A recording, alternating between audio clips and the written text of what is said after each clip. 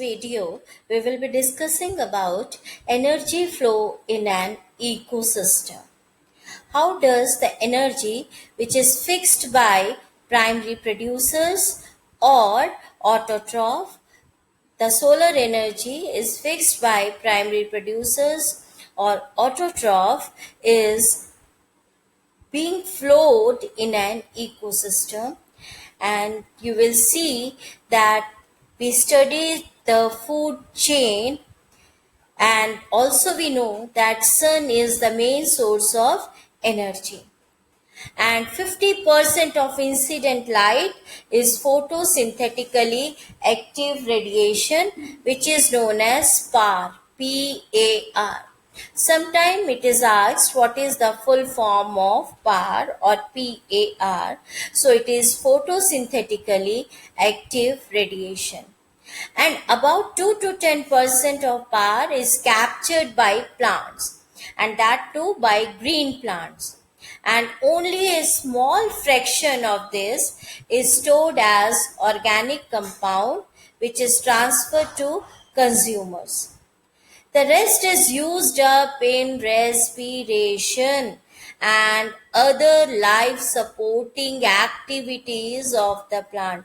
It is very, very important that we know that 50% is power, and out of that, only 2 to 10% is captured by plants, and only a small fraction of this is stored as organic compound, which is transferred to consumers because consumers eat the plants, and rest is used up in respiration and other life supporting activities, and the energy is transferred as food, and most part is lost at heat at each stage. This is very important that at each stage the food is the energy, is the form in which the energy is being transferred, and most of the part is lost as heat at each state, which is we will study about the 10% law. As according to the 10% law, the energy is transferred. The energy is unidirectional. The flow of energy is unidirectional. That means sun to producers, producers to consumers. It is never like that, consumers to producers and that to sun. So transfer of energy is always in one direction, and the transfer of energy or food from producer through a series of organisms is called food chain. This is very, very, very important.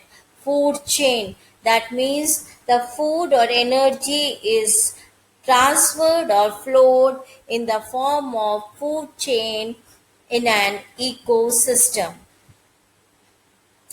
There are two types of food chains which represent energy flow through the ecosystems.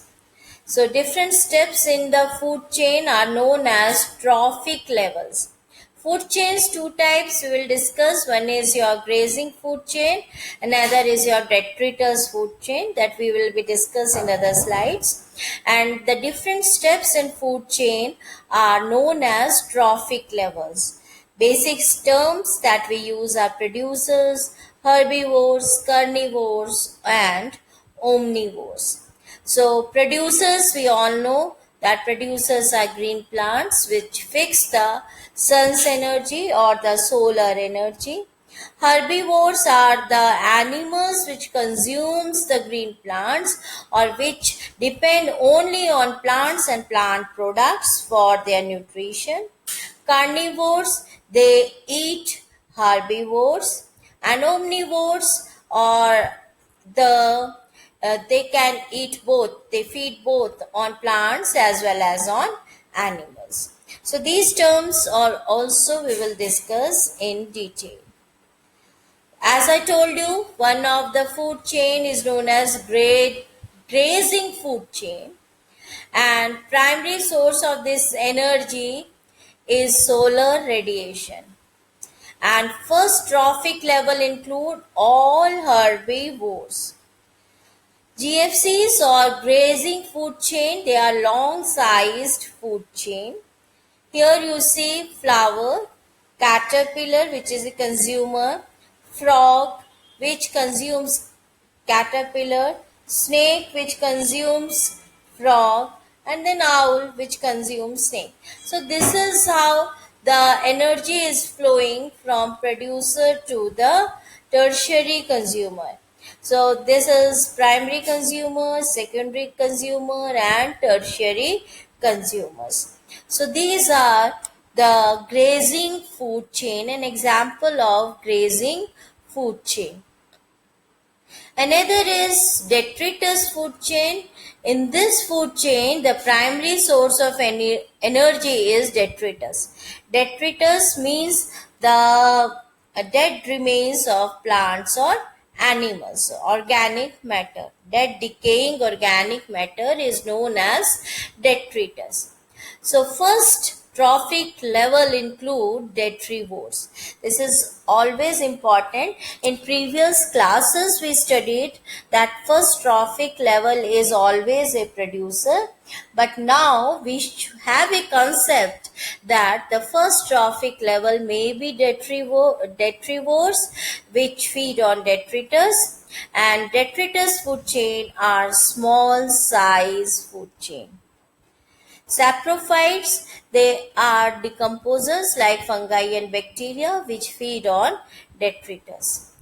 So a detritus food chain is one which begins with dead organic matter and animal waste. Here we are having dead leaves which is eaten by both louse and it is eaten by blackbird. So this is an example of detritus food chain. Food webs, as we have studied in earlier classes, that food webs, they are the natural connections of several food chains. Means there is natural interconnection. You see, for example, this corn is being eaten by grasshopper. This grasshopper is eaten by frog and also by rat. So here, this frog is again eaten by python, or you can say snake, and it is also again eaten by eagle. So there is again an interconnection. This eagle is eaten by this snake is being eaten by this eagle again. So you see that there are different interconnected food chains. Every food chain is interconnected, and this is known as food web, and this provides alternate pathways of food availability. Unlike food chains, food webs are never straight, and it helps an ecosystem to develop its stability. Now we will come to 10% law, which is very important, and it states that during transfer of energy from one trophic level to another trophic level, only 10% is stored, as I discussed, and at higher levels, remaining 90% is lost in respiration in the form of heat.